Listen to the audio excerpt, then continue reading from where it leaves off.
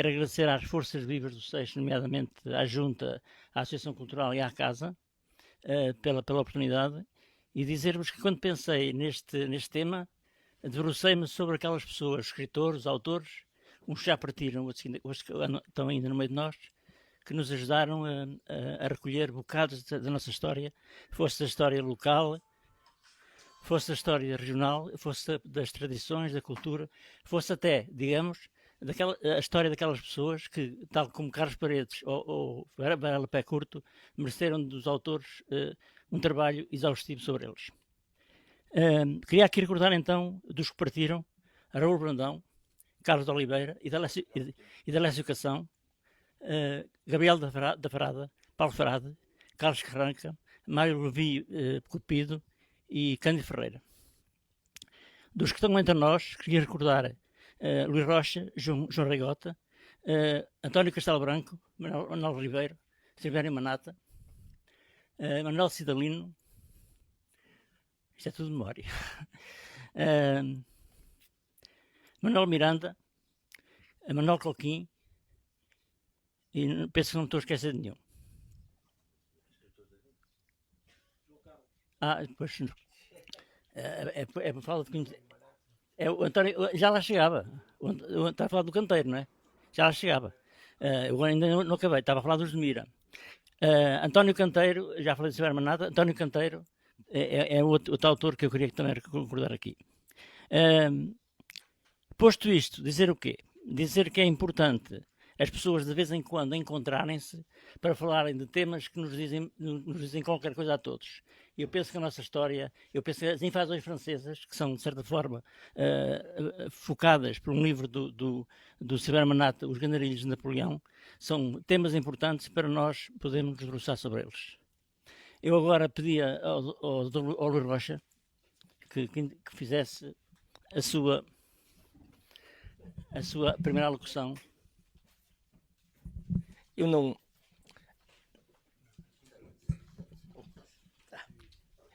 Então, boa tarde a todos. Não tenho mesmo muito a dizer, a não ser que é sempre um gosto muito grande acolher aqui no Centro de Interpretação da Casa e Cultura Gandaresa eventos de vários géneros e, acima de tudo, eventos deste tipo, que têm a ver com a cultura, com o património, com aquilo que nos identifica, com aquilo que nos une, com aquilo que nos torna maiores. Este é, de facto, um objetivo da criação deste espaço. Eu sei que onde estamos hoje não é propriamente, se calhar, o espaço mais adequado, no sentido de mais cômodo, para estarmos numa conversa deste género. Mas é também um espaço de história e um espaço de memórias, porque é o espaço onde, na Casa Gandaresa, se guardavam as batatas, o milho, o arroz, e é o espaço onde nós hoje transformamos no sótão de memórias, é assim que chama, onde acontecem todas as semanas encontros intergeracionais, onde passamos, dentro do possível, aquilo que era a tradição para as nossas crianças e para os nossos jovens de hoje, para que eles saibam efetivamente como é que eram os tempos de antes, e para que a partir desses tempos e a partir desses valores possamos construir o nosso futuro. E hoje também é um momento destes, com pessoas aqui que todos se esforçam por preservar, manter, divulgar, dar a conhecer aquilo que é a cultura, o património, a região da Gândara nas suas diferentes vertentes.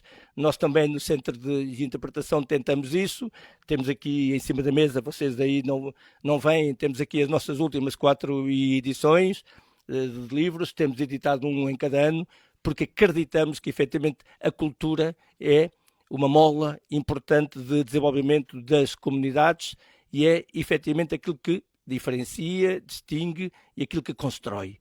E sobretudo nos tempos que correm, onde vemos guerras, onde vemos tanta coisa à nossa volta, eu acho que temos que nos agarrar a alguma coisa. E temos que nos agarrar a valores maiores. E provavelmente estes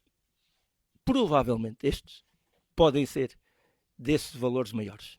Que este momento que aqui vamos partilhar todos possa ser um momento simbólico, um momento simples, mas também um desses momentos de valores maiores.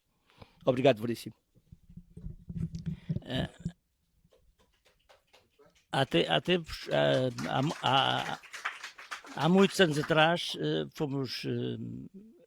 tivemos connosco uns bocados da história de Mira e da Gandra, através de um livro, Uma Caminhada na História, escrito por João Reigota.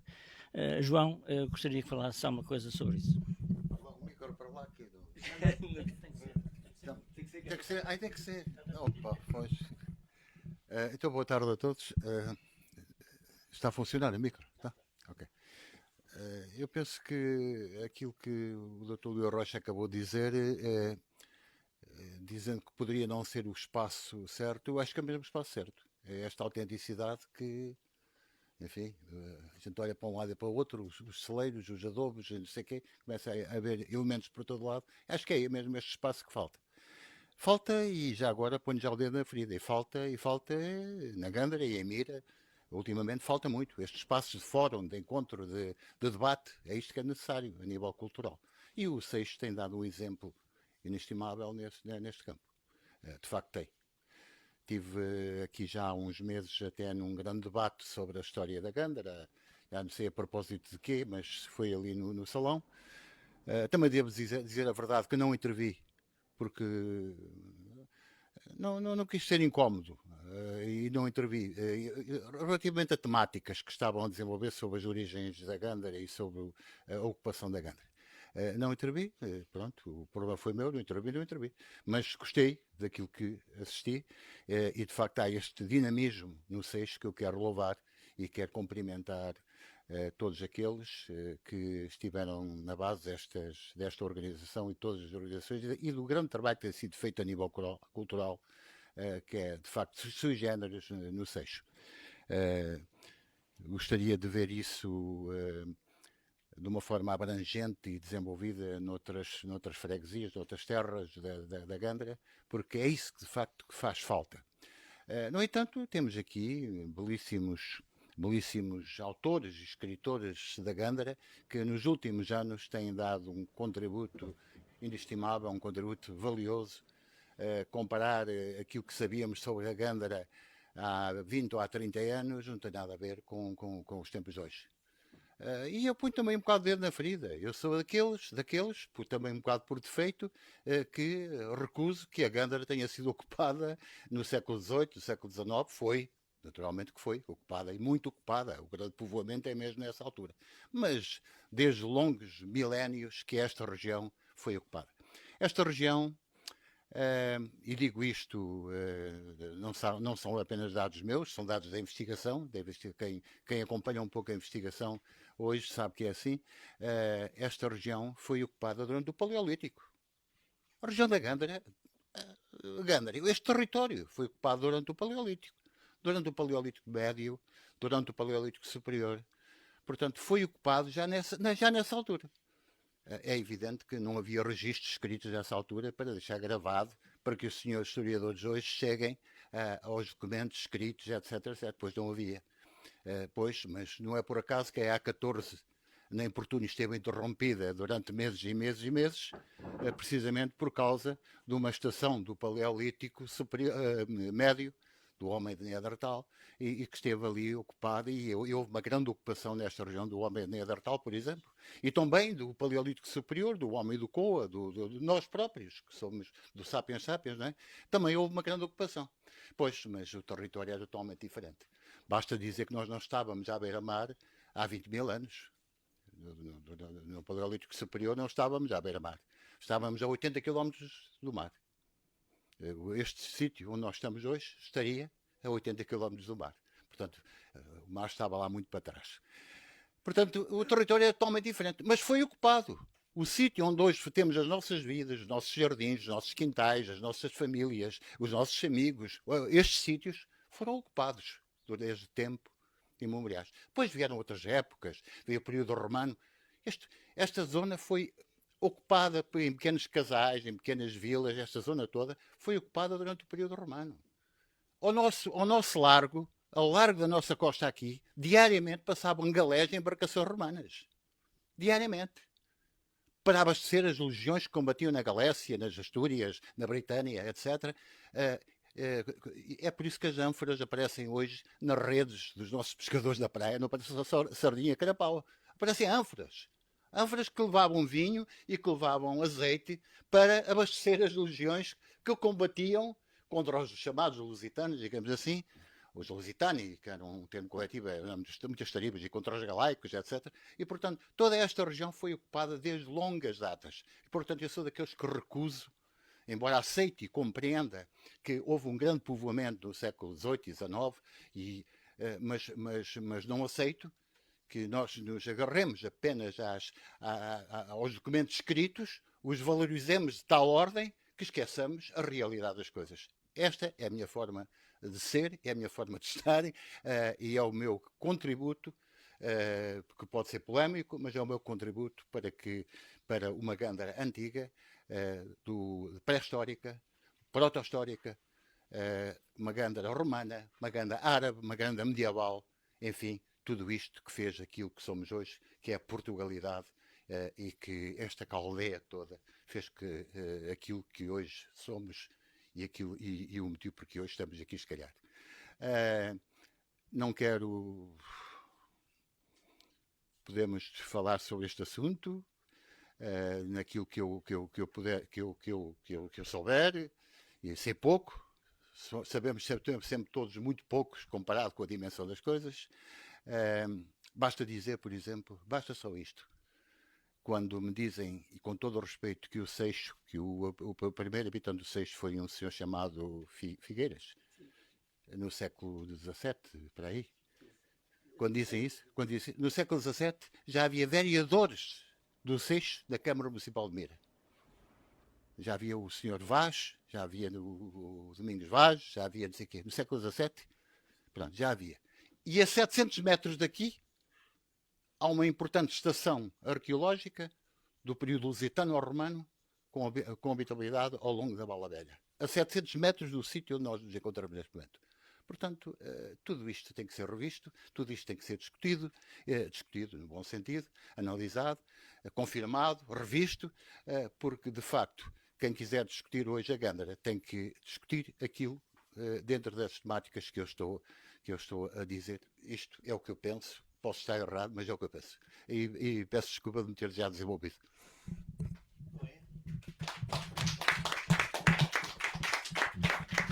O nosso convidado especial foi pensado na altura em termos de um convidado especial, mas a opção de ser uma pessoa fora de Mira tem as suas razões.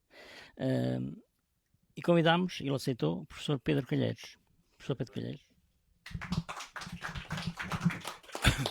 Muito boa tarde a todos. Eu trouxe aqui um discurso para 4, 5 horas, mas não se incomodem, porque a casa tem muitos quartos, há muitas camas aí, de maneira que podem estar descansados. Ah, é? Ele depois vamos lá direto. O que é que eu ia dizer? Pronto. Quando me pediram para vir aqui falar, eu lembrei-me logo dos gandarilhos de Napoleão, do Sr. Hermanata, que está ali atrás, por várias razões. Uma, porque esta casa era do Cadete, da família Cadete, que aparece nos gandarilhos da Gândara. Depois ao lado, que está ali também o Coquim, que também aparece, antepassados até, a casa é ali ao lado. Em frente era a casa da mãe do Silvério Manata, que já não existe, agora há uma casa tipo Maison que está ali, mas era ali a casa do Silvério. E também assisti à apresentação deste livro, Silvério Manata, na Junta de Freguesia, pelo Coquim, e ainda estava viva a mãe do Silvério, que foi assistir. Pronto, tudo isso me levou a pensar. E depois, de resto, o romance acaba aqui no Seixo. Portanto, o Seixo é referido, etc. Fazia todo sentido, portanto, falar disso. Mas depois, podiam ser outros autores. Depois já falo disso. O autor apresentou a semana passada nos Carapelhos um lindo livro, lindo em todos os sentidos, da capa e depois também do seu conteúdo. Caramelos Amargados e Hermanata. Foi apresentado a semana passada nos Carapelhos. Portanto, quem quiser continuar a acompanhar a obra dele pode fazer isso. Havia outros autores que nós podíamos aqui utilizar para não estar a gastar muito tempo. Eu aconselho, não sei se ainda está disponível, ela estava lá nos Carapelhos na semana passada, uma antologia de ficcionistas gandaresas, foi organizada por Idalécio Cação, que já faleceu, e por Vítor Fernandes. E eu apresentei-a nos Carapelhos, precisamente. O Vítor Fernandes estava lá no sábado. Portanto, tem vários autores, etc. Quem quiser ter uma ideia, não sei se ainda é possível, se está disponível, não tenho ideia. Por acaso estive com ele, mas esqueci-me de perguntar. Depois está ali, não estava aí o Castelo Branco. Está ali, pronto. Pronto, onde é que não estava a ver? Pois, pronto, está aqui, por exemplo. Está aqui, portanto, um livro que eu também ajudei a rever, etc, que é Os Lazaristas da Gândara do Castelo Branco, são contos passados aqui, e a propósito disso, fiz um texto de 60, 70 páginas, não sei bem, para aí, sobre a Gândara em registro picaresco, que foi editado à parte. Há um resumo no próprio livro.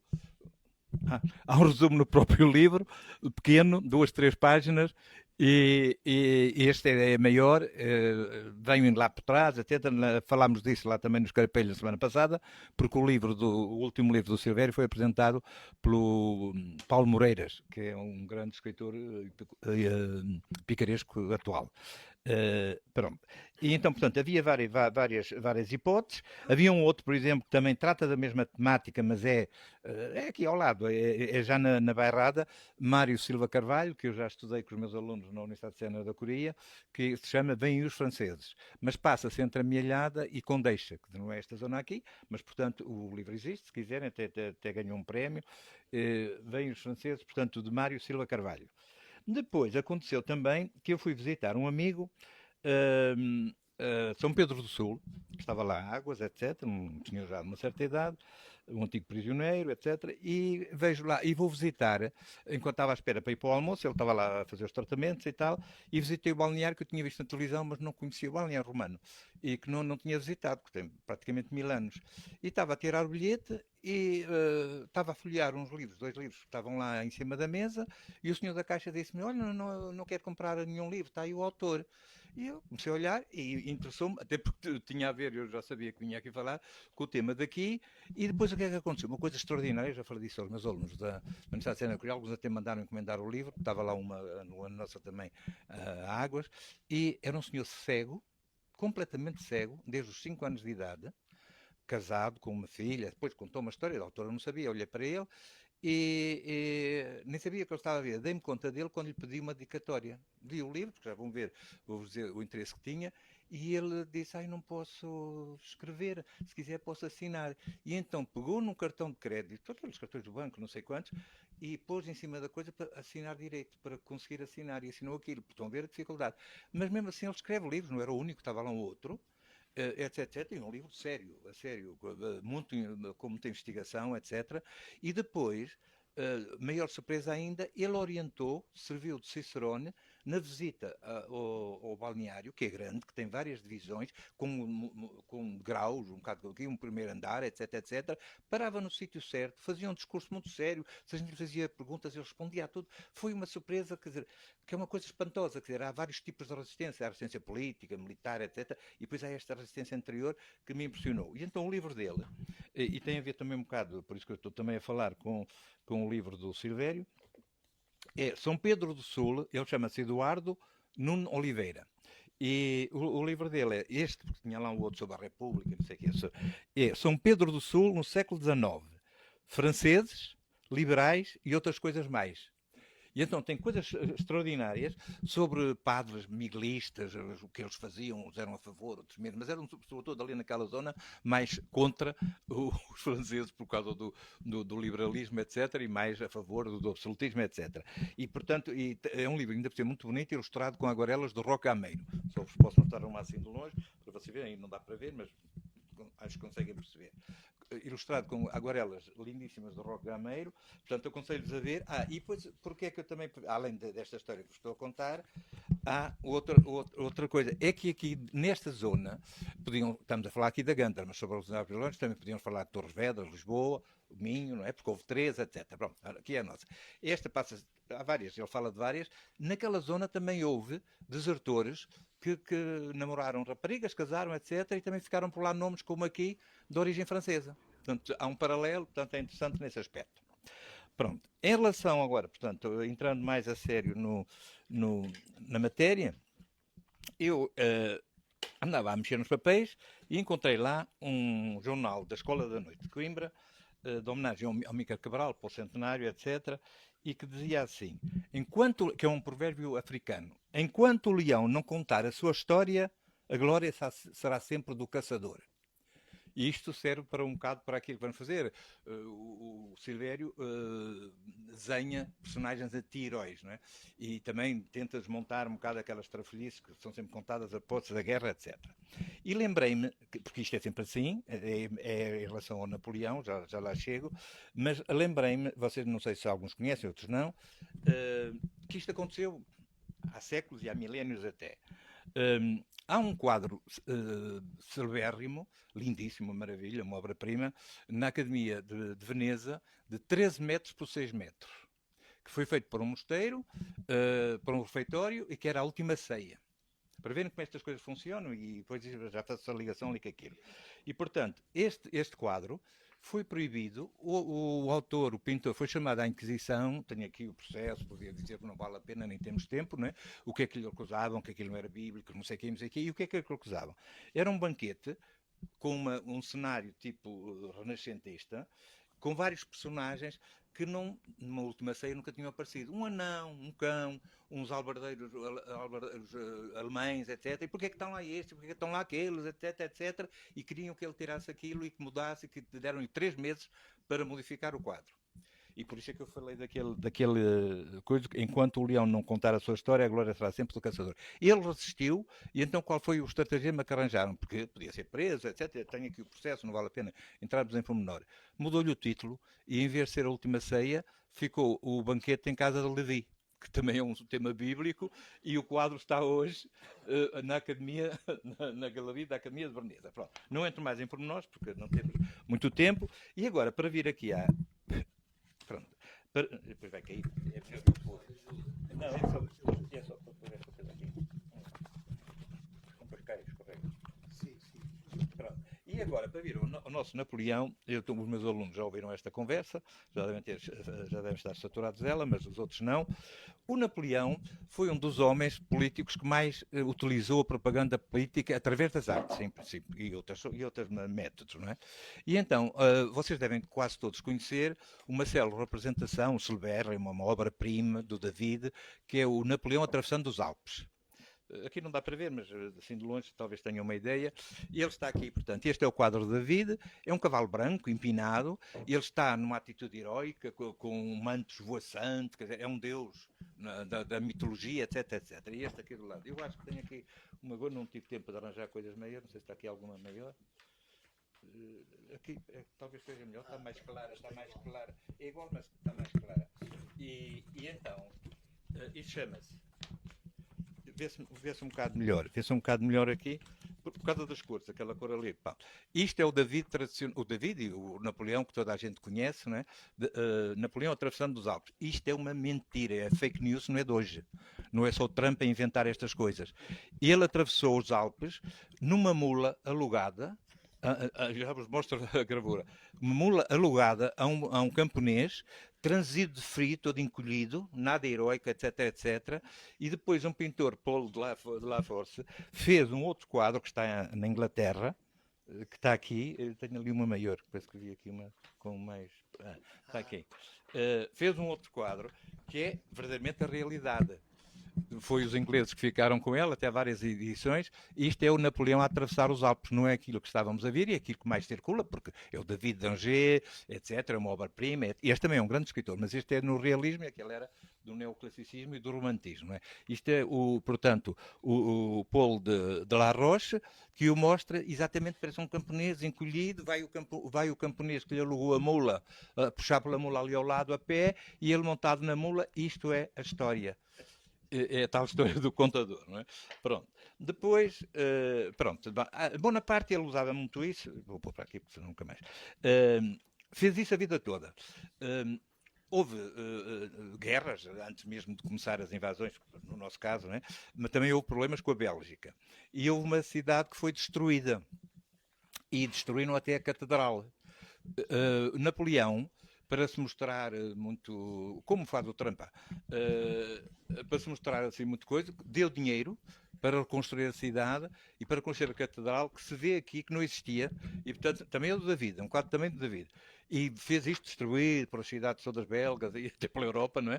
Portanto, está o Napoleão aqui, já com a mão no colete, com uma pena a assinar aqui uns papéis, portanto é o protetor, é o governante, e depois, lá atrás, vocês veem com dificuldade, vê-se a catedral que já não existe. A torre, etc, etc. Portanto, isto funcionou assim. O Napoleão conseguiu, depois foi por outras razões, mais militares, etc, impôs-se por essa via. Vou saltar, porque não temos tempo, e depois também daqui não se vê nada, de longe.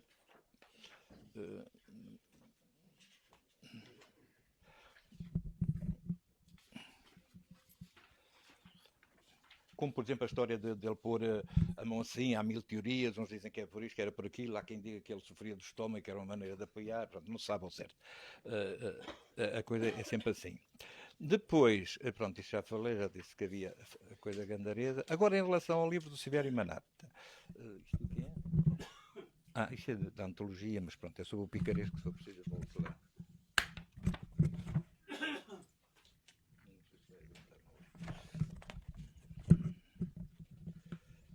Eu fiz um exercício antes depois de ler uma passagem ou outra sobre o picaresco, porque trabalhei essa coisa por causa do livro do Castelo Branco, que está aí.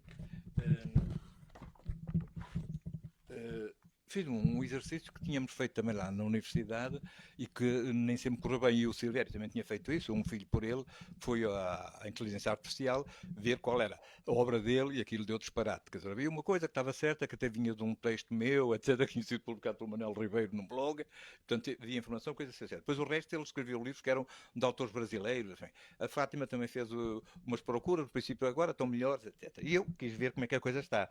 E efetivamente podemos acreditar e arranjar uma nova religião, esta vale a pena, que é a seguinte. Eu perguntei ao ChatGPT, depois eu penso, e vou-vos ler o que ele disse. São 2 páginas. E está perfeito, está ótimo. Não sei quem é que é. Talvez o Silvério saiba. Há aqui uns blogs, eles citam uns blogs. Conhece alguma coisa publicada num blog? Não sei, eu já digo. Então, é assim, sobre o livro, não sou eu que estou a falar, é o que está aqui. É relativamente curto. Um romance histórico ambientado nas invasões francesas no litoral da Gândara, cerca de 1809. Mostra como jovem, incluindo membros da ordem religiosa, foram forçados a integrar o exército napoleónico, explorando o lado humano do conflito entre o bem e o mal. Reddit, como não sei o que, coisa do livro. Depois mostro. Personagens e construção psicológica. Jacques, o frade, levado sem saber, veste o fardo das armas com desconforto e medo. E medo de quê? Não, é o blog, o Estranho Mundo dos Livros. Eles põem referências bibliográficas e tudo, que é engraçado, que antes não punham. E depois, Coquin, o Coquin que está ali atrás, o Coquim, aqui por acaso está Coquin, está com N. Um vilarejo típico, é obrigado a combater por Ordália e de Itália Imperial e a ameaça da pena capital, Estranho Mundo dos Livros também, o tal blog. Manata investe intensamente em diálogos interiores, e está certo, também tem um blog a assinar onde saiu, em diálogos interiores e tensões emocionais, criando personagens densas e humanas. Nem heróis, nem vilões, mas anti-heróis. Concorda? Com o quê? Com o quê? Com dilemas morais. Depois... Realismo, está separado ainda por cima, como capítulo, muito bem apresentado. Realismo da guerra e tom narrativo. A obra transmite uma visão clara das condições degradantes dos soldados. Frio, doenças, indigência, falta de treinamento, numa narrativa sem romantismos, carregada de silêncio, de chumbo, Estranho Mundo dos Livros, outra vez, o blog, a referência, caracterizada como saborosa, entre aspas, e fiel matriz cultural da Gândara, evocando identidade e património. Na Bertrand, isto no site da Bertrand, não tinha visto. Pontos fortes. Personagens psicologicamente complexos, envoltos em dilemas éticos claros. Realismo... O quê? Realismo cru das batalhas e condições de recrutamento. Na outra página, narrativa que valoriza a cultura local, memória coletiva da Gandra, exemplos do blog O Estranho Mundo dos Livros. Citação agora.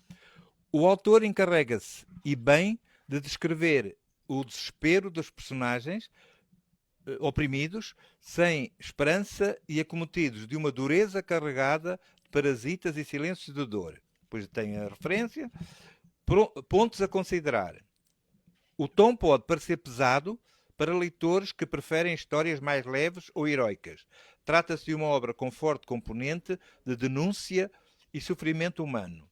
Por vezes, a ênfase no realismo pode dar-lhe ritmo mais pausado, e até está em negrito, menos adequado para quem busca ação rápida. Para quem se destina? É excelente para leitores de ficção histórica ou sobre guerras, que valorizam o lado humano do conflito e narrativas ambientadas em Portugal. A construção de personagens, anti-heróis e o retrato da Gândara conferem-lhe grande riqueza cultural e literária. Leituras complementares. Se gostares deste estilo, poderás também apreciar romances que cruzam realismo histórico com vivência local, embora o blog não os referencie diretamente. Resumo final. Os Gandarilhos de Napoleão é um romance histórico intenso e bem construído. Quanto é que pagou?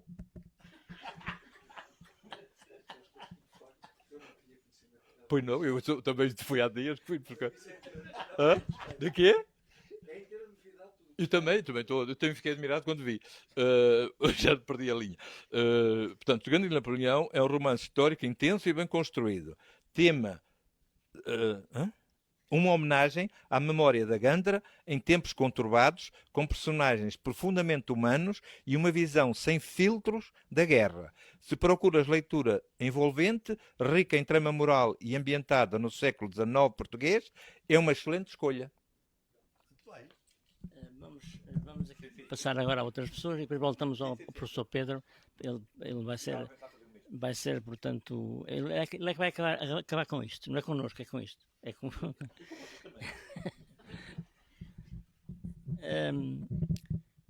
eu queria entrar noutra área, que é aquela área em que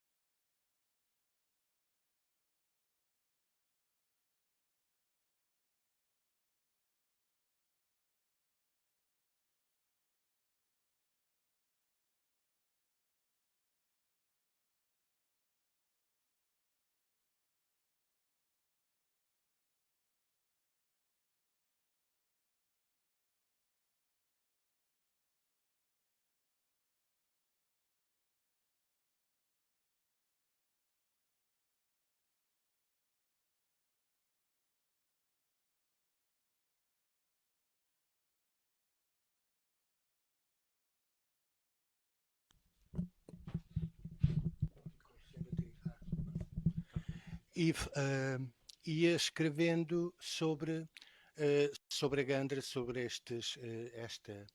esta região, e lá está, durante um capítulo, um bocadinho do capítulo, é abordada esta região e é abordada a Gandara e aquilo que nós não fugimos quando escrevemos sendo daqui. De resto, tem sido pronto, tudo por acréscimo. O homem fez 100 anos, foi apresentado, o livro em Cantanhede. Na altura da apresentação em Coimbra, que seria mesmo no dia em que ele fazia 100 anos, o filho adoece, é internado, crítico, e não foi feita a apresentação.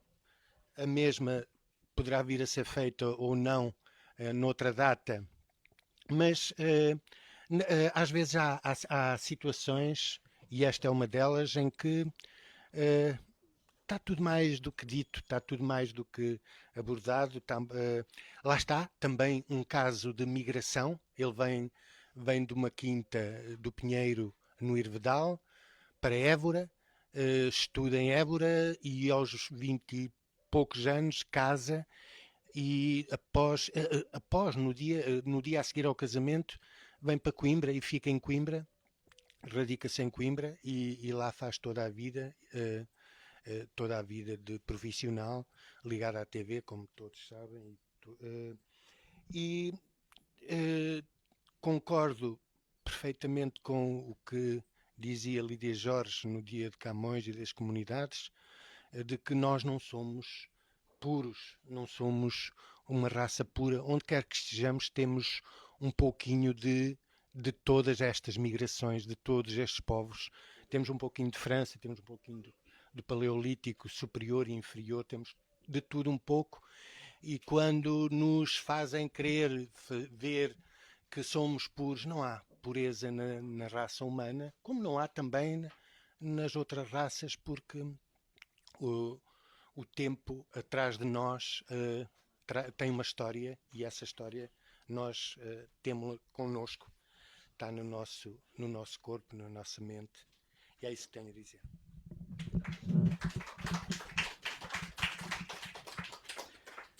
Já não está.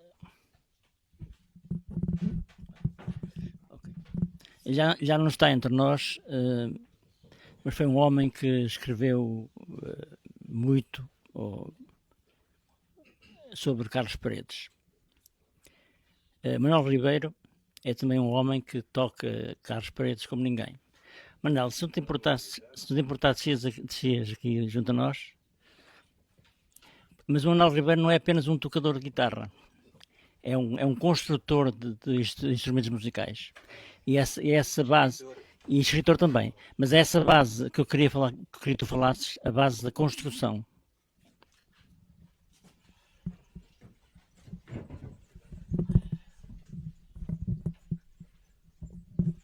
Ora, boa tarde.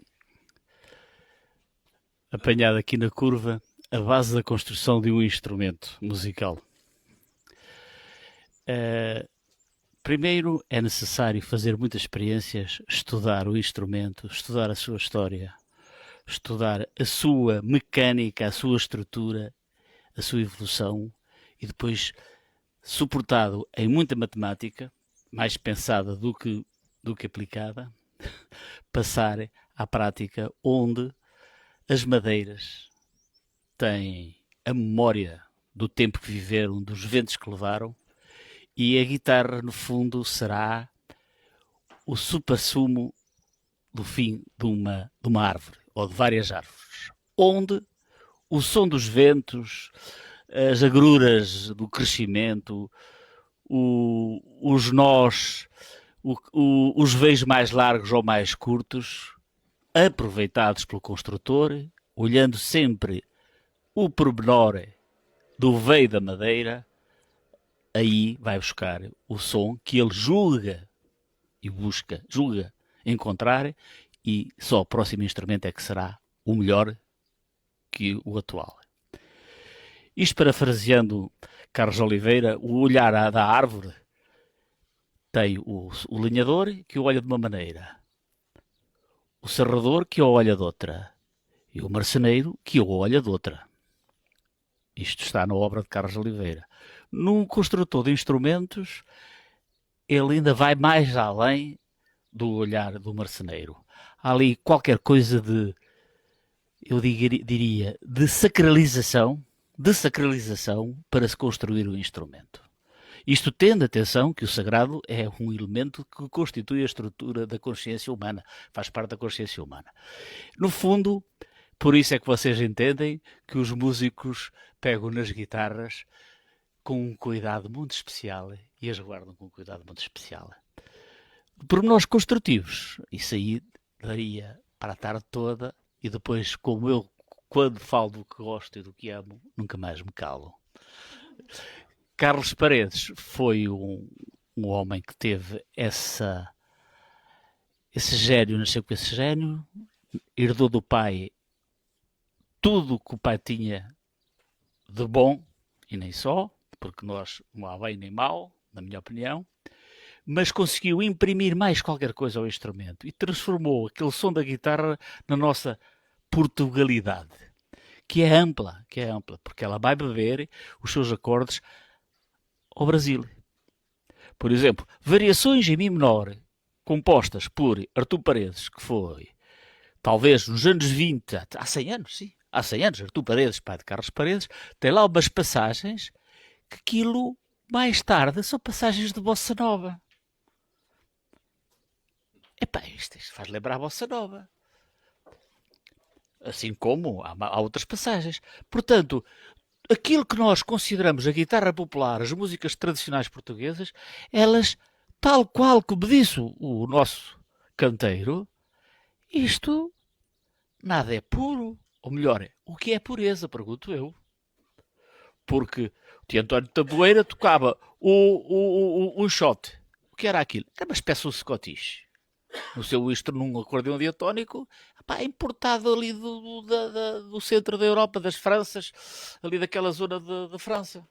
Veio com quem? Com os franceses que invadiram, que o general Masséna trouxe aqui, para aqui? Não veio. Não devemos fazer retroprojeções erradas. Retroprojeções é um erro, não é? Não devemos fazer mais retroprojeções. Eu penso que veio com a vinda dos soldados da Primeira Guerra Mundial. Isto foi mais recente que aquilo que as pessoas pensam. Contrariamente à ocupação da Gândara, que é muito mais antiga do que muita gente se escreve também, na minha opinião. Eu não sou historiador, mas há uma das coisas que, para terminar, vos digo: tudo aquilo que é investigação, história, todas as ciências ligadas à humanidade só podem ter uma base: a ciência. Muito obrigado.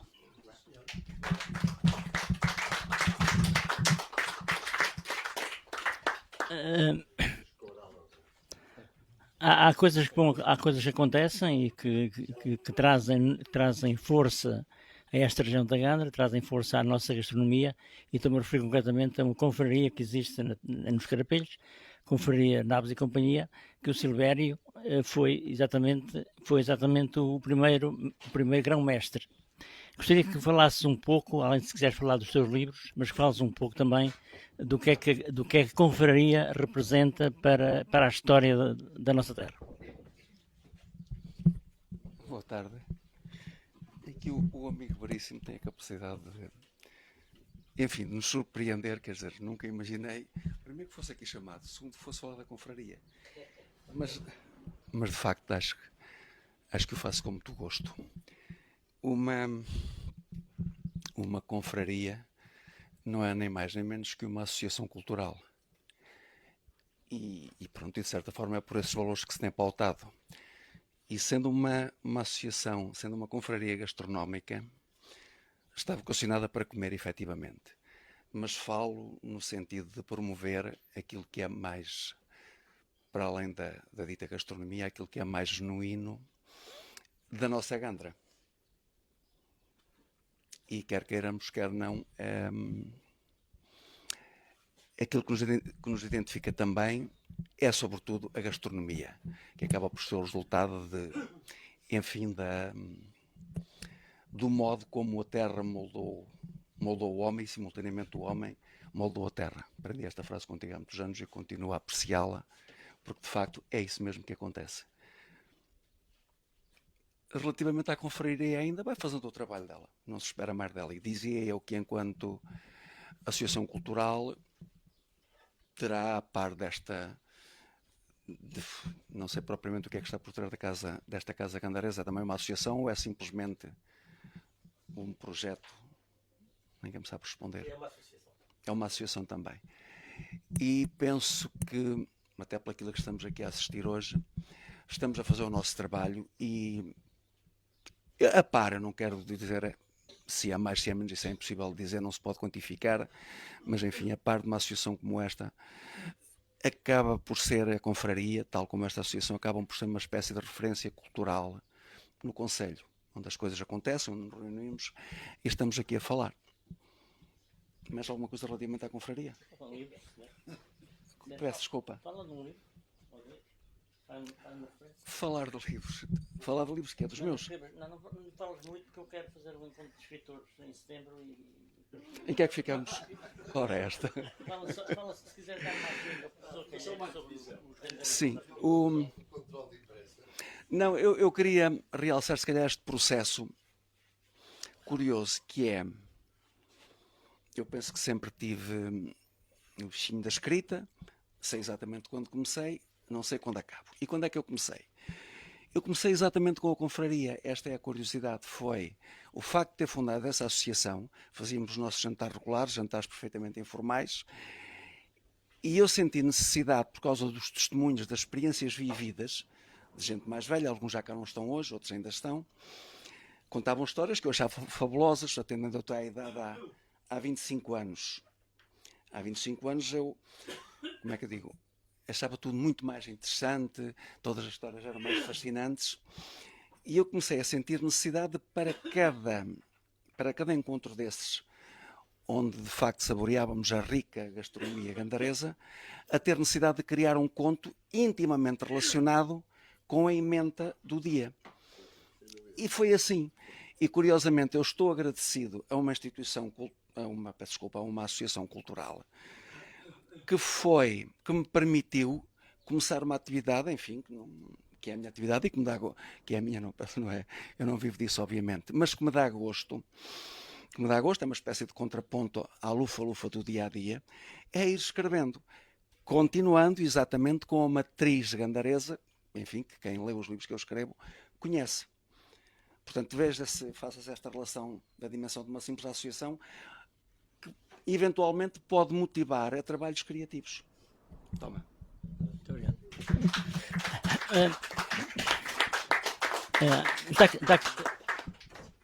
Está aqui um homem, está aqui um...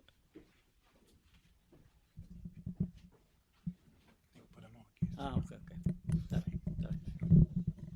Certo. Está aqui um homem nesta sala que eu conheço antes de o conhecer. E eu penso que as pessoas se conhecem, sabem o papel que ele tem tido também através de livros e o papel que teve no passado, onde foi inclusive o delegado regional em Coimbra do Inatel, não sei se era Inatel, se era outra coisa antiga, mas é um homem, portanto, da nossa região, um homem interessado também em que das coisas da nossa cultura, da nossa região, das coisas das tradições, enfim, é um homem da Gândara. António Castelo Branco. Veríssimo,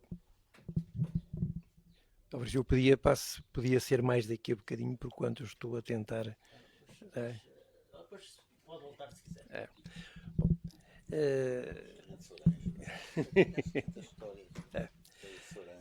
Bem, falta-me falar de histórias e eu, curiosamente, trago comigo hoje um jornal, o Diário de Coimbra, do domingo passado, que relata um episódio autêntico que aconteceu ali na minha terra.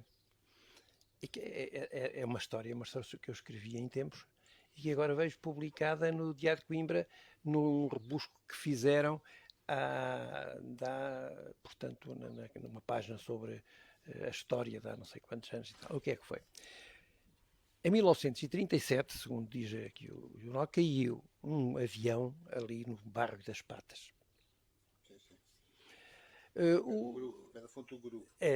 Curiosamente, o correspondente, o Diário de Coimbra, na altura, dali de Febres, disse que aquilo foi em Febres, que fica a 2 km ou 3 km, não sei o quê. Não, portanto, aquilo de facto é porque foi. Depois diz que aquilo até conta como é que os aviões caíram. Um deles era da Alverca, caiu ali assim no bairro das Patas por falta de combustível. No dia seguinte, ao passar 2 dias, veio um tenente-coronel, ou não sei quando, um piloto com a hélice que havia partido. Desviou-se das pessoas que lá estavam de bicicleta e não sei o que e tal. Bom, eu achei interessante. Eu telefonei para o Diário de Coimbra a perguntar se efetivamente a narrativa que lá estava tinha mais qualquer coisa ou se ficava por ali. Ele diz, não, fica por aqui e tal. Bem. Isto porquê? Porque por causa de algumas imprecisões. E eu, quando neste momento estou a falar sobre isto, é com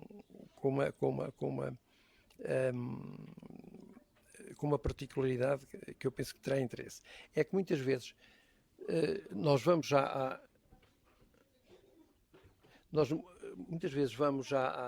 à imprensa, quantas vezes, não é? Buscar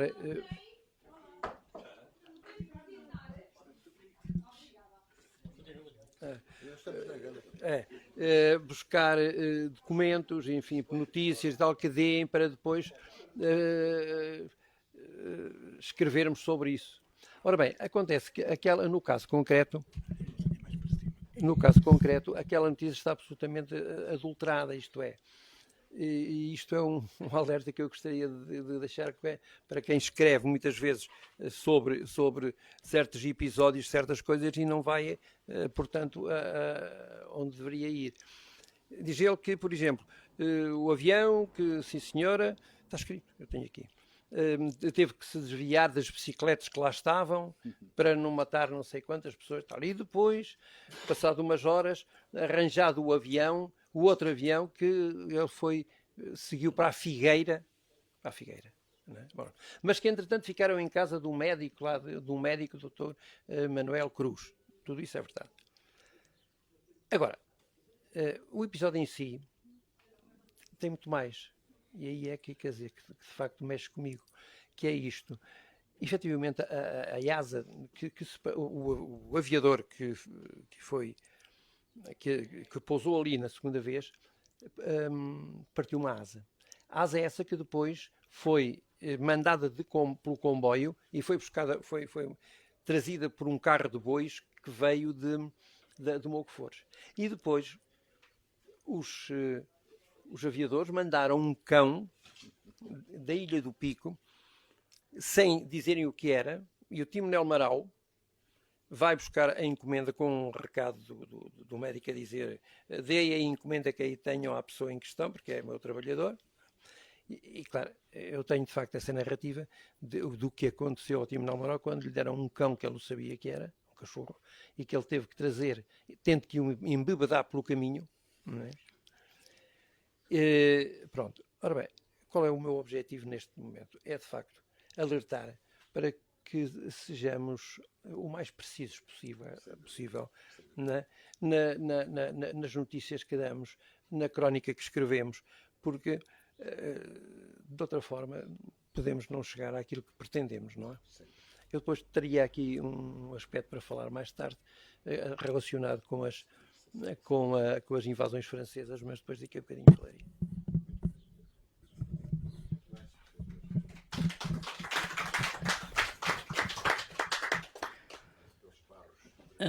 Daqui a pouco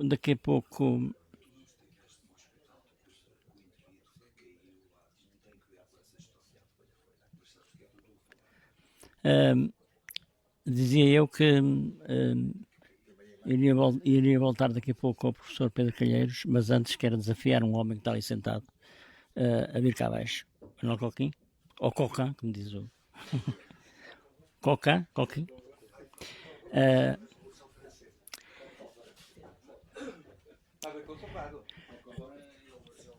Aqui. O Coquim é psicólogo, vive aqui ao lado, ou então melhor, tem a casa aqui ao lado. Ele já não vive aqui às vezes. Mas além de ser psicólogo, também escreveu alguns livros que eu gostaria que ele fizesse uma referência a esse trabalho que tiveste na feitura desses livros. Ora, então, boa tarde.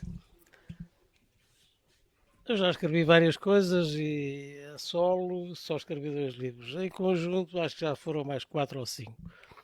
Bem, o primeiro livro que eu escrevi a solo foi sobre o Rolo Brandão, que passou aqui em Beira, mais concretamente na praia, e provavelmente em alguma outra terrazita do concelho, mas na praia foi de certeza. Isto em julho de 1922. Andou por aqui uns dias, esteve na praia 14 dias. A sua vinda a Beira inseria-se num projeto que ele tinha de escrever uma obra sobre a vida dos pescadores, a qual por sua vez se inseria num projeto que ele depois acabou por não conseguir realizar, que era escrever uma vida sobre os operários e sobre os trabalhadores. Mas estas 2 últimas ele já não conseguiu fazer, porque entretanto faleceu em 1930. E os pescadores foram publicados em 1923. Bem, portanto escrevi isso para, no fundo, avivar a memória dos mirenses. E agora é com muita satisfação que eu vejo que na Barrinha, naquilo que a gente chamava a prancha, já está lá uma referência. Portanto, está aqui o senhor vereador que poderá até esclarecer melhor do que eu, que é claro, já está a ser feito, mas há um muro e uma grande frase do Rolo Brandão que ficou, digamos assim, como um ícone da praia, que é aquela frase que diz: uma gota de água pensativa a 50 passos do mar. Essa frase foi muito bem escolhida e colocada lá no muro, isto por uma sugestão do António Canteiro no dia do lançamento do meu livro sobre exatamente o Rolo Brandão.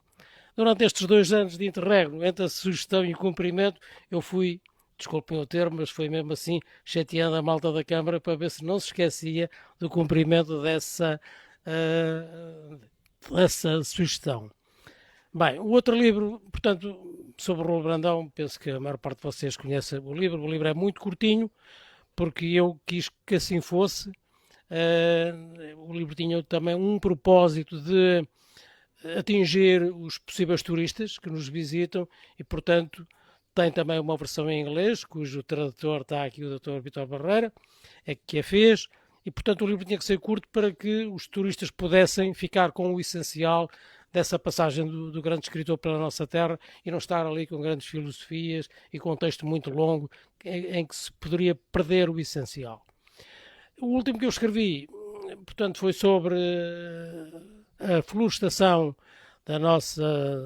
do nosso concelho, uma obra, portanto, realizada durante 5 anos, entre 1919 e 1924, que terminou precisamente no fim do mês de julho de 1924. Portanto, foi uma obra colossal, foi o maior empreendimento público alguma vez realizado no concelho, não apenas pelo volume de mão de obra empregue, chegaram a trabalhar 700 pessoas em simultâneo nesse projeto, e o projeto custou um pouquinho mais de 3.000 contos durante os 5 anos. 3.000 contos nesse tempo, o dinheiro valia qualquer coisa e, portanto, era uma grande soma de dinheiro. Não sou capaz, e perguntei a algumas pessoas se podiam dizer a quanto é que isso corresponderia hoje, mas ninguém me soube responder com um valor, enfim, minimamente razoável a título indicativo que fosse, não é? Pronto, efetivamente eu tentei fazer uma pesquisa, acho que consegui fazer uma pesquisa que me levou 2 anos, não é? Infelizmente não havia muitos documentos. A maior parte dos arquivos do Ministério da Agricultura ninguém sabe onde param, os poucos que havia estavam por sistematizar, por classificar. Comi não sei quantas toneladas de pó, passa a expressão. Passei uma semana e tal na regência florestal de Mira à procura de documentos e de facto não encontrei nenhum que me servisse para o meu propósito. E o resto dos documentos depois foi-me indicado que estariam em Coimbra, também não estavam em Coimbra, depois estavam numa quinta próximo dos arredores de Coimbra, onde era para lá enviado tudo que eram documentos antigos, e depois disseram não, talvez estejam no Museu da Figueira, ou na Biblioteca da Figueira, ou na Câmara da Figueira. Bom, aí efetivamente encontrei praticamente aquilo que eu precisava para escrever o livro. Claro que alguns elementos eu gostaria de ter tido acesso, sei lá, os recibos dos trabalhadores, os nomes de alguns trabalhadores, porque os registros que encontrei só se referiam ao Regente Rei, pronto, uma outra pessoa da sua entourage, e só os grandes, digamos assim, que estiveram envolvidos no processo, não é? Praticamente sobre os trabalhadores, de onde eram, quem eram, porque sabemos que existiam também menores. Os menores, portanto, basicamente, serviam de aguadeiros. Uma senhora aqui do Seixo, que até era mãe aqui de um colega nosso, era avó, perdão, de um colega nosso, foi para lá com 7 anos, portanto, imaginem, não é? A escola dela foi servir de aguadeira nos trabalhos da florestação. Bom, aquilo foi feito por cantões. Começou-se pelos cantões mais próximos das povoações, não é? Que eram mais próximos também das terrazinhas de onde provinham os trabalhadores. Portanto, o primeiro cantão a ser florestado foi o da chamada Pinhal da Gândara do Porto Mar.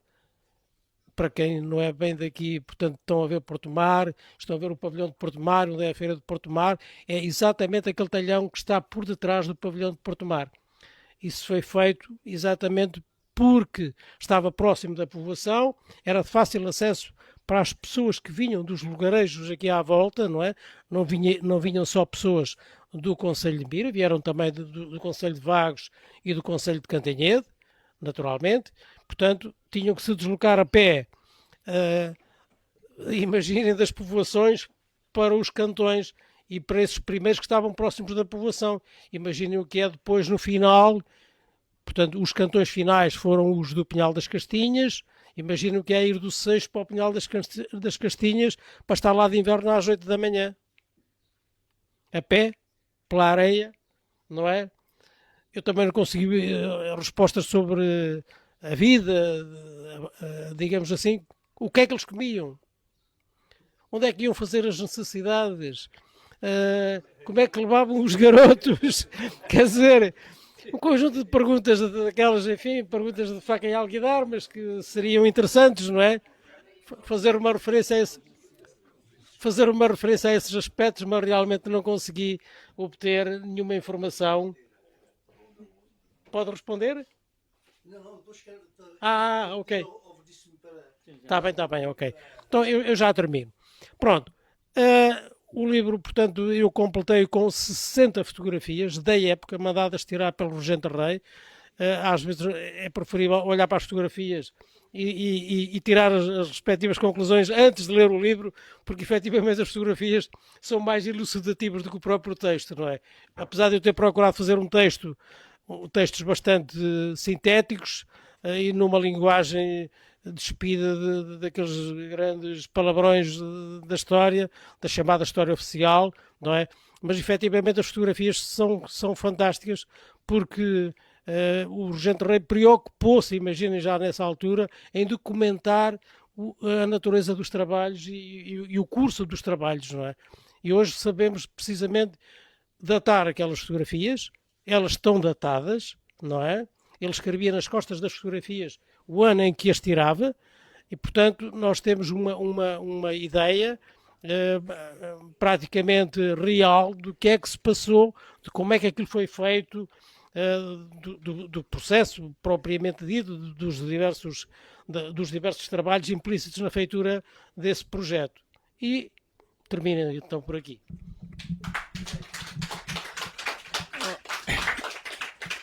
Antes de passar ao Luís Isidoro, e para depois passar se não houver mais ninguém interessado em falar, se houver alguém interessado em falar, ponha o dedo no ar.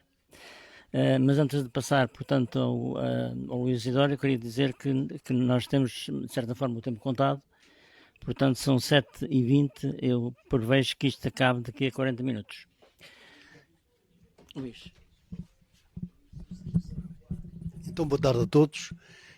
Na sequência da conversa e da intervenção do orador que me antecedeu, o Coqui, não é? Eu trabalhei nos serviços florestais e ele chamou os florestais à atenção aqui à colação e não podia ficar sem dizer também alguma coisa sobre o assunto. De facto, foi uma obra fantástica, fabulosa, que ocorreu em Mira a partir dos anos 20 do século passado. 1919, 1920, foram feitos os decretos-lei, foram feitas as leis que determinaram a submissão de todos os terrenos do município mirense, terrenos baldios na altura, e dos pinhais que existiam já nessa altura também, como é que é? A submissão ao regime florestal parcial. Portanto, havia pinhais instituídos na altura, não era só o pinhal da Gândara de Porto de Mar, havia o pinhal do Fojo, havia o pinhal das Chastinhas, o pinhal de Norte e Sul de Videira. Posso dizer que comecei a trabalhar nos serviços florestais com 12 anos, em 1958. E estive 25 anos nos serviços florestais, de onde saí para Coimbra, para a Direção Regional da Agricultura, após terem sido criadas as Direções Regionais da Agricultura em 1984. Portanto, depois do 25 de Abril. Mas comecei antes, comecei em 1958. E, portanto, vi também ainda crescer um pouco o que foi esta obra fabulosa que o Coquim falou, da submissão ao regime florestal parcial destes terrenos, na altura baldios, incultos, areias móveis. As dunas mudavam constantemente durante todos os anos com os ventos, mudavam de posição, as águas corriam livremente e o trabalho dos serviços florestais, deixem-me, se o senhor desce as escadas com calma, que isto não é nada fácil. Ok. O trabalho florestal foi de facto uma obra fabulosa e que teve muita gente a trabalhar, turmas e turmas de pessoas que de facto nós temos Vagos, o Conselho de Vagos a norte, temos o Conselho de Cantanhede a sul, e a obra começou assim. Primeiro, fixar as areias. Foi feita uma anteduna do litoral para segurar as dunas da beira-mar, em toda a extensão do perímetro e do perfil litoral. E depois foram sendo construídas a pouco e pouco as infraestruturas necessárias para a fixação daquilo que se estava a semear das sementeiras. Foram construídas 18 casas da Guarda Florestal, a começar no Orião, a acabar nas Extremas. Nas Extremas, já no Conselho de Cantanhede. Mais tarde, a seguir às casas, e antes das casas ainda, começou-se com o domínio das águas que corriam livremente. Foram feitas duas valas, a Vala da Cana e a Vala Regente Rei, dando o nome ao primeiro, de facto, primeiro técnico que veio da Figueira para Mira. Portanto, as valas para dominar a água, depois as casas da guarda e depois a estrutura rodoviária. Foram construídos quilómetros de estradas. O caminho florestal número 1, ligando o Orião, ao norte, às Extremas e ao Conselho de Maiorca, ou Freguesia de Maiorca, a sul. Depois os ramais adequados, ligando as povoações, o ramal da Gândara de Porto de Mar, etc. Todas as povoações foram ligadas, agora está tudo completamente, digamos, a caminho de facto do nada, porque as casas da guarda foram abandonadas. Podia, com a falta que existe neste momento de habitação, podiam ser recuperadas. As pessoas podiam criar, algumas têm infraestruturas, têm eletricidade, como a Guarda da Videira, a Guarda da Lagoa, a Guarda de Poço da Cruz, a Casa da Guarda do Orião, a Casa da Guarda da Praia da Tocha. Quase todas têm condições para poderem ser habitadas, mas estão destruídas. Como? As Belengas também, enfim, foram 18, eram 18 casas. Sim, mas no Conselho, na primeira fase, Sim. na primeira fase foram só 12. Claro. Depois, na segunda fase, entre 39 e 43. Muito bem. Na fase, Muito bem. A última infraestrutura que se fez de nome foi a ponte no Casal São Tomé, 1958 ou 1959. Já eu estava nos serviços. Pronto. Portanto, não se tem falado muito nisto e eu penso que valeria a pena a quem tiver um bocadinho devagar e capacidade para isso, eu não tenho. Poder fazer uma história completa dos serviços florestais, da implementação dos serviços florestais, porque de facto foi uma obra meritória e fabulosa que se fez em Mira. Obrigado.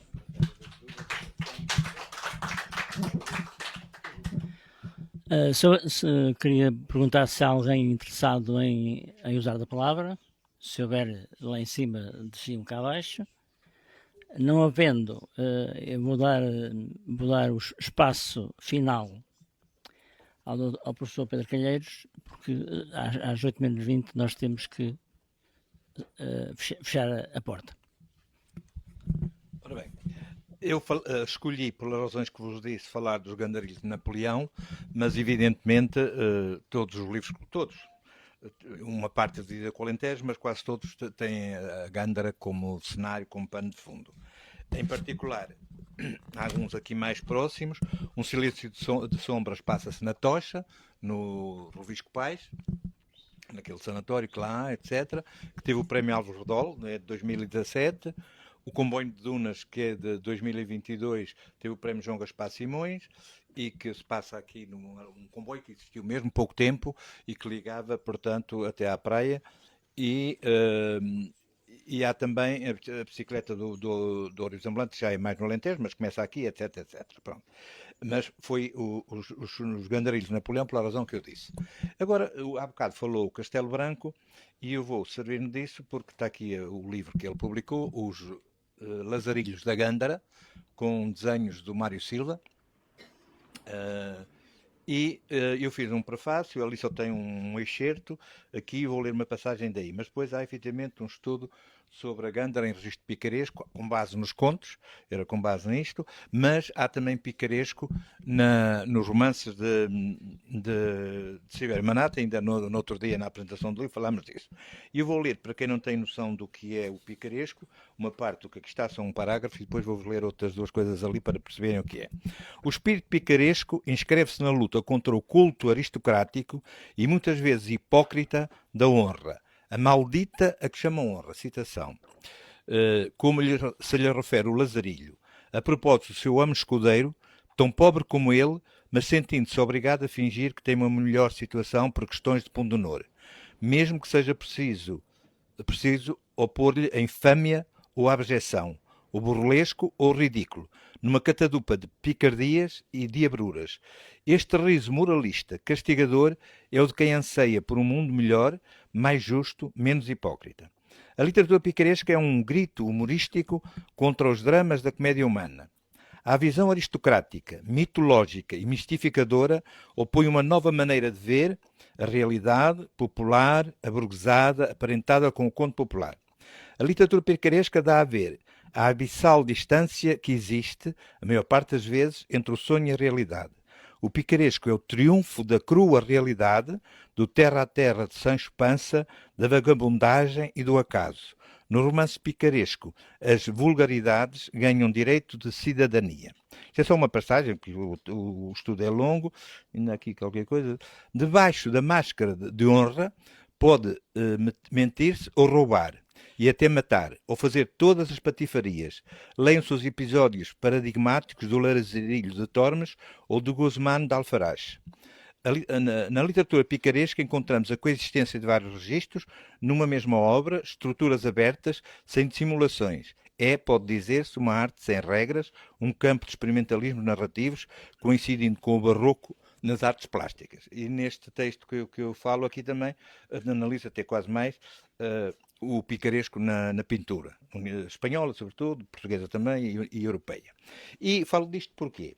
Porque estávamos a mostrar este livro, que saiu primeiro, Os Lazarilhos da Gândara, que evidentemente faz referência ao Lazarilho de Tormes, a célebre obra anónima, publicada, portanto, no século XVI, e que deu descendência até ainda continua a dar, até nunca mais acabar.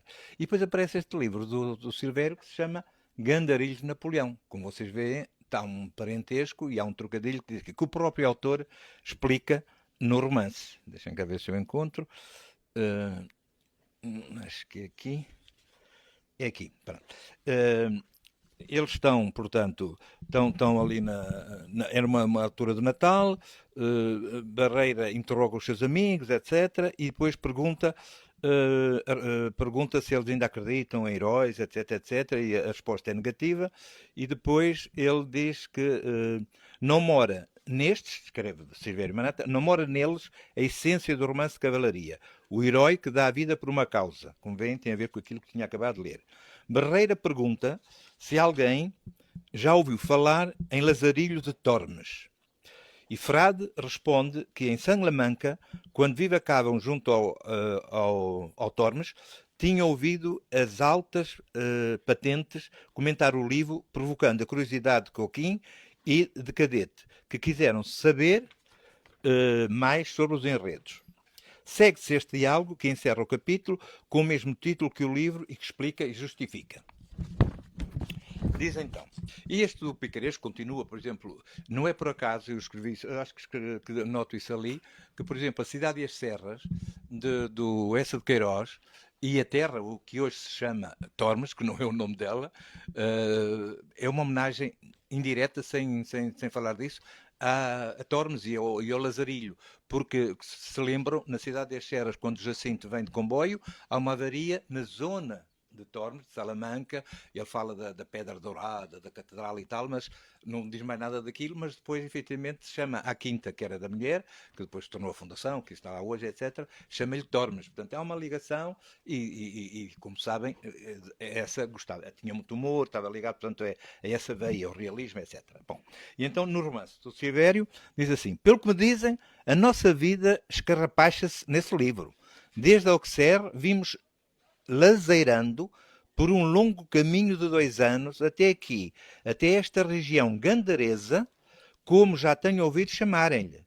Mísero de nós, não passamos de uma borrasbata, de uns borra-botas de todo o poderoso exército napoleónico. Filhos de bastardos de uma campanha que nos atirou para estas areias. Andarilhos de Napoleão em busca de um reino gandarês. Lazarilhos da Gândara, Gandarilhos de Napoleão. Pronto. E depois diz assim: acabado o diálogo, comenta o narrador, pondo termos ao capítulo. São os heróis lá, os anti-heróis que estão a falar. Depois diz: por entre risadas que lhes lustram ainda mais a barbela untada, aplaudem a caldeação lexical que melhor tempera dará ao trocadilho do seu peregrinar. Vejam só onde veio parar a tagarelice carregada e de língua já entaramelada, brindou-se à amizade, à utopia e à vida. Pronto. Depois, só uma outra coisa, porque há o problema do tempo, não é? Fazer. Está aqui, acho que está aqui. Este registro tem a ver, portanto, com o anti-herói, com o realismo, com o humor, etc, etc, que o Silvério usa. E depois também há aqui uns lamirés à literatura moderna, por exemplo, a Saramago. Que eu vejo assim, mas já apresentei e o autor não protestou. E já escrevi. Ele não percebeu, portanto deve estar de acordo. Diz ele assim, onomástica das personagens e da simbologia. Isto é num texto que está publicado, não sei onde, mas, ou na apresentação de qualquer coisa, não sei. Foi na apresentação, acho eu. Não vão existir na carga simbólica das criações manatianas, pois já o fui fazendo a propósito das outras obras, como viram. O que disse destas aplica-se em parte neste segundo romance. Vejamos um exemplo. O ficcionado narrador republicano do manuscrito de 1910, que é portanto, há a parte das invasões, depois há um século depois as celebrações no Bussaco, muito episodicamente, e depois há o personagem que descobre o manuscrito que vai dar origem ao romance. Portanto, vejamos um exemplo. O ficcionado narrador republicano do manuscrito de 1910, que a si próprio se qualifica como um trolha das palavras, citação, antecipando Saramago, mas Silvério Manata, o autor de 2010, já o conhece e quer homenageá-lo, numa atitude de identificação fraterna, simbolicamente, reunindo num só nome todos os nomes que escreve. O meu nome é Manuel Frade, que é um dos personagens do romance, Jesus Coquim, Cadete, sou todos os nomes por quem todos estes heróis me revejo. Nos 4 avós que deixei às portas de Coimbra, enquanto em aprumada homenagem me estico o saco acima, em almejos de roçar-lhes a têmpera.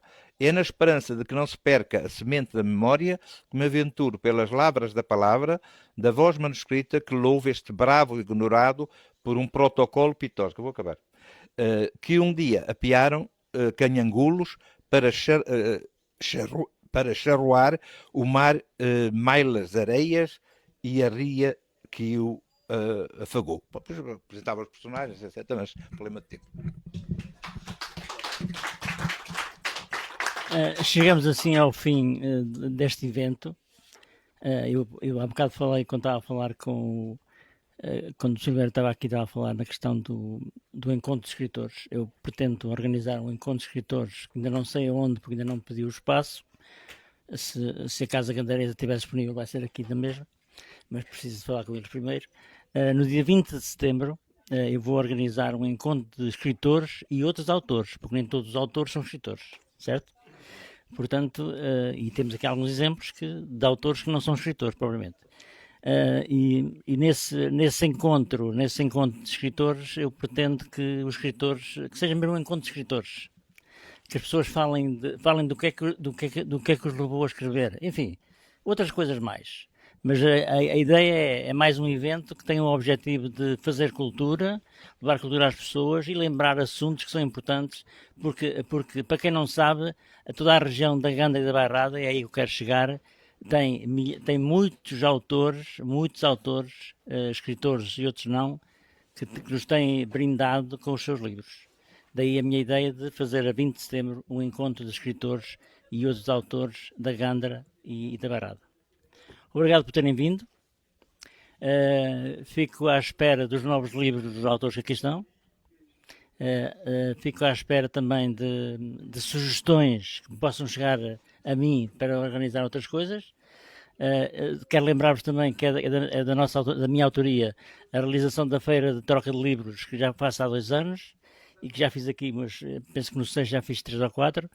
Já tenho corrido o Conselho de Mir, já fui a Calvão várias vezes, já fui a Cantanhede várias vezes. Portanto, é uma coisa que eu faço também e é nesta base que eu neste momento que estou reformado, que uso o meu tempo a organizar eventos deste género e a fazer a Feira de Troca de Livros. Boa tarde.